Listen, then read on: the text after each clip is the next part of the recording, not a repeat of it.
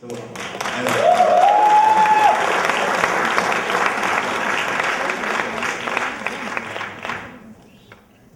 think that they really loved it. I mean, really. And by the way, it was fine once you left. So I couldn't deal with it. he was rather tense. Anurag, I was talking to you about this yesterday also. This is your most ambitious project. I mean, in terms of the scale. Of course, you guys, of course, you realize we only saw part one of it. I mean, we could have sat here for another 3 hours, and I wish, can we get this? We'll sit here. Really, it was so awesome, really. But talk about the whole vision of the project. The scale at which you wanted to make it, and the story. Where did it emerge from? It was a very strange beginning. I had finished. Devdi was a big success. Gulaal was a big critical success and okay on the box office. And I wanted to make Yellow Boots when the industry didn't want me to make it. Nobody wanted me to make it. Yellow Boots and Udaan. So it was a stage where I borrowed money from people to make the two films, Udaan and Yellow Boots, in spite of having 3-film deal with the studios. And those are very difficult films, not just to make them, pull through. So after I had finished shooting both the films, before Udaan was finished or Yellow Boots was finished, I was in a debt of roughly around 5 crores for having made those two films. And I had faith in them, but we didn't know where to go because nobody wanted to touch those two films. And at that time, Kalki wrote a play, which won the Hindu Award, Metropolitan Award for the best play. And I decided, okay, I'll produce the play. Because that's the only money I had left. So I produced the play, and there's lots of these first-time writers who found out that I was producing the play. So when I was outside the theatre where the play was being performed inside, I had this whole lot of writers who were wanting to tell me the scripts. And one of these boys, one was from Jamia Millia, and another guy, his partner, they came up to me and they pitched me this film. And they pitched me, the story they narrated to me was A City of God. A City of God. They just told me they exactly told me City of God. So they said, कि ऐसा होता है, and these 3 boys, and they told me City of God, and I was like, I heard them out and I said, listen, I've seen this movie. And they got very offended by that, because they said, no, it's true. I said, I know it's true, it happened in Brazil, I've seen the movie. So, they had a third partner, who's actually the guy behind this film, who actually plays the grown-up definite in the part 2. Zishan Kadri, who was from Wasseypur. They went and told him Zishan's ego was hurt. Next day he came to me with so many newspaper cuttings where the sequences that they had done in the script underlined. So I had this whole article in a newspaper and there's one underline, see, this happened like this. So my whole thing was, what, you've seen a movie City of God and you loved it, and what you have done is, you must have thought, these things have happened in Wasseypur too, and you underlined those things, that the rest of the article had so much more to say. So that's how it started. I said, get me more material. I said, just throw your script aside. I want to read more material on Wasseypur. So that's how the material started coming in. And they didn't have an experience of script writing. So I told Zishan, write it in a language you're comfortable in. Write it like a book. So Zishan started writing. I said, and I want to know everything. I want to know where it all began from. So Zishan wrote a 150-page novel in Hindi. And he gave me that novel. And that novel became the basis for this film. And when I read that, it was not written like a writer would write it. But the material was so rich. And it spoke so much about, because I've been part of Satya, I've done Black Friday. We see so many films made on the underworld, we really don't know what they do. We don't know where it comes from. All we see is them killing each other and things like that. Right. So what was incredible about the material is it gave me a chance to look into it and explore the very genesis of it. And that's where it all started from. And that's when you start relating, because in the film I tried to be very subtle. But if you look at it in the sense, any kind of a issue or problem that has started has started with natural resources. And when natural resources become a government commodity and government allots them to certain few that they know of or they're familiar with, all the others who live there, who think it also belongs to them, whether it's a Naxal problem today or the mafia that started then, it all started from there, whether it's Africa, anywhere in the world. So it actually started from a mineral-rich state which had incredible natural resources which people could not benefit from, the people from the state could not benefit from. So whole lot of things indirectly starts from there. And that's when it all emerged. So I decided I want to tell the whole story, I don't care what happens. And we didn't bother about the length, and when I started writing the script, it was 240 pages long. So I said, I'm going to shoot 240 pages. And obviously nobody wanted to fund it. And again, the whole journey started on where to get funds from, and then there was Udaan and Yellow Boots. So we put Yellow Boots on the back burner, which is why it released late. And we went from every studio. Initially there was UTV, then slowly UTV got scared. This is too crazy a project, and there are no stars in it, because I said one star will disbalance the film.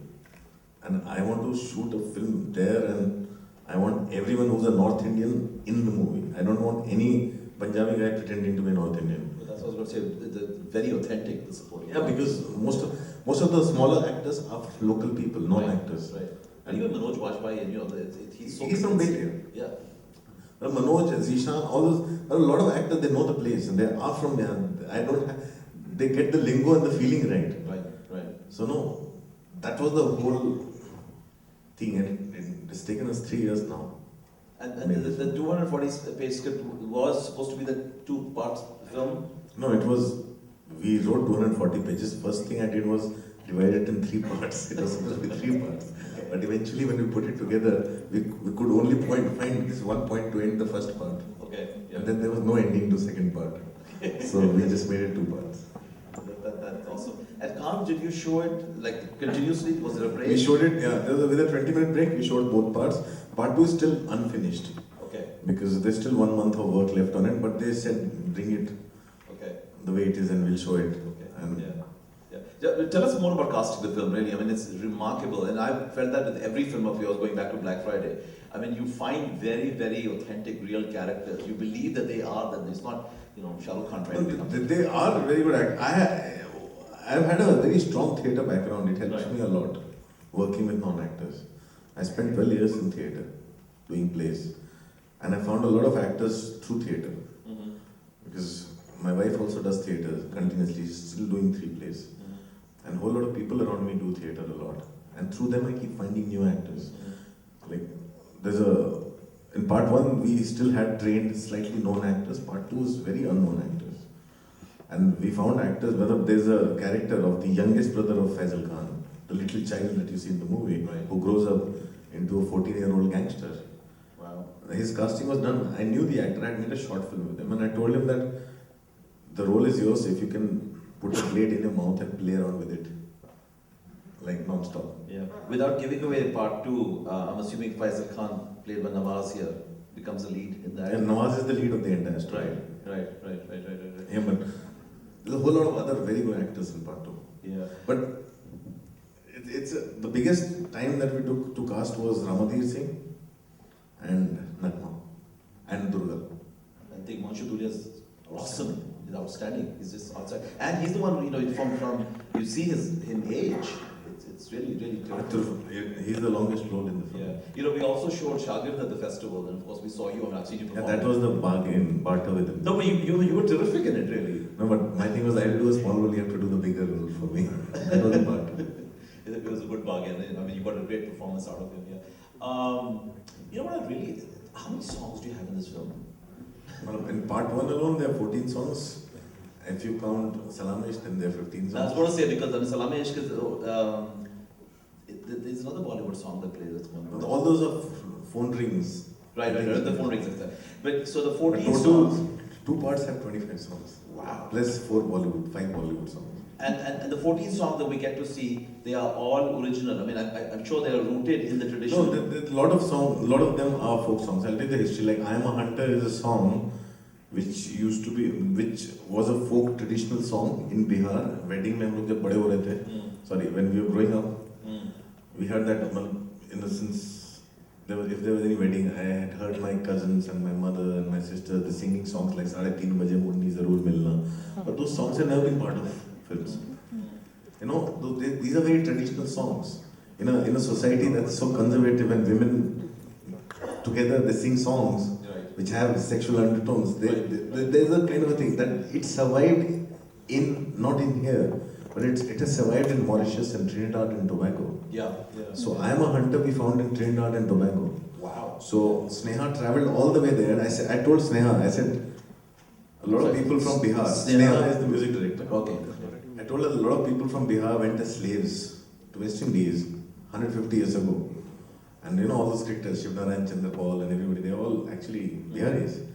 So we might find music there. Because I had heard some Surinamese music in Hague. Wow. So I had an idea that if you travel there we might find.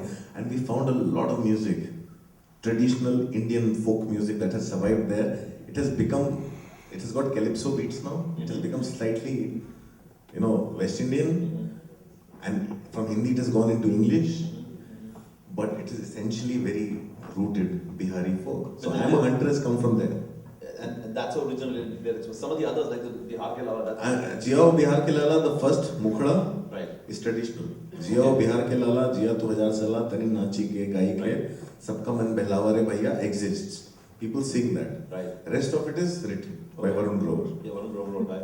Yeah. Like Hamni Ke Chodi Ke is a traditional song that they sing during Durga Puja. It's actually sung to that Durga statue when she leaves town.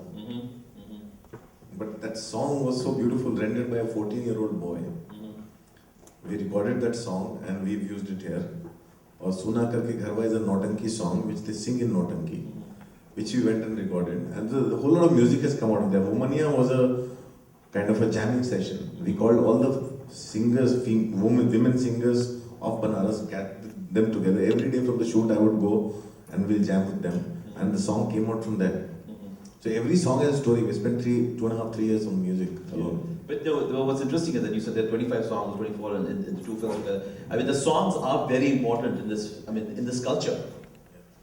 The music is very important part of our culture. I'm from Banaras, we've grown up with music. Right. Music is extremely important for our culture, and women traditionally they sing songs in all the functions everywhere, and they won't take on it, which is somewhere lost.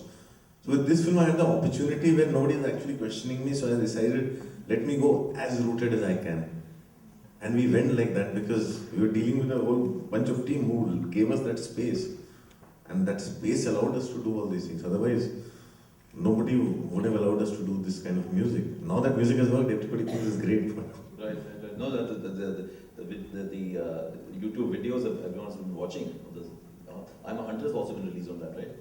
I'm a Hunter has become the bigger caller tune than anything else. No, that's very cool. I love the humor in the writing. In fact, Nawaz was in town about a month ago, and I had just seen the film at that point, the screener that we had watched.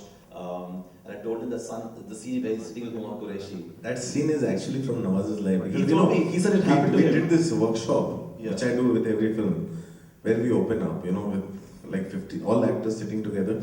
And I start with talking about everything. I tell them everything. I become emotionally naked in front of my actors. I tell them about whether it's about my marriage that didn't work, or about my flings, or about things that worked, or about all my mistakes, and they start opening up. And it's a 15-day workshop. On the first day, Manoj spoke only a little bit. By 5th day, he opened up more. So in that workshop, everybody talks completely about themselves, and we make a film like this. It's like a community thing. We live together, we make a film together. But your script was not finalized by them, or it was more or less? Nothing. My script is never finalized. Okay. So, and that's when Nawaz told me about scenes from his life. So Nawaz's relationship scenes have come from Nawaz's own life. It's actually happened with Nawaz. Yeah, he says. So that was actually Nawaz's first date. That was his first date. His first date was actually like that. She said, you can touch my hand, but you're going to take permission. And he started crying. So it just became the scene.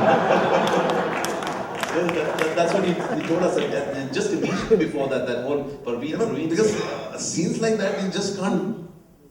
They just can't. You can't just come up with those scenes. You can't make them up. Yeah, and the day you admit that, okay, I can write them, I can put them together very well, but I cannot imagine all those scenes. Yeah. I cannot. I'm not that big a genius. I'm just a guy. I'm a thief. Right. I borrow from people's lives.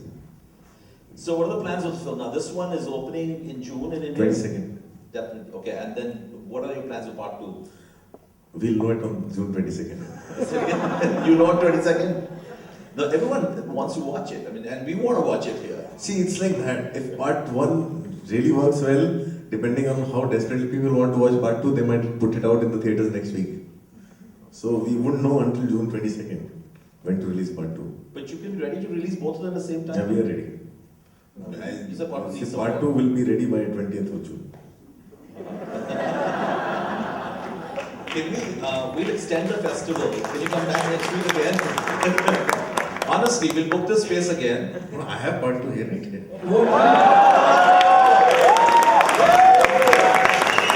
We have the theatre for the whole night. Tomorrow is Memorial Day. No one has to go to work. We can get a few drinks at the bar and then come back. Arun? Yeah, but it's on a DVD. It's not a DVD. Oh, that's a bummer. That's a bummer. What's next after this? Is Bombay Velvet happening soon? Yeah, Bombay Velvet is next year. See, Bombay Velvet is a more expensive movie. So Bombay Velvet is next year. So I have done this deal with everyone around me. With negotiation is that I will give you one big film. You let me indulge a little bit before that. So I'm doing this very small indulgent film before Bombay Velvet. And what is that? It's a thriller called Ugly. Ugly. Okay. And who you casted? It's a thriller about people who have missed the big chance in life, and I've cast actors who missed the big chance in life. That's all you're going to tell us about. Well, we have to close this shop because I mean we have a. Go ahead. You want to say something? Yeah. No. We have the awards thing also. So I really wanted to thank you, Anurag. This was really awesome. Thank you.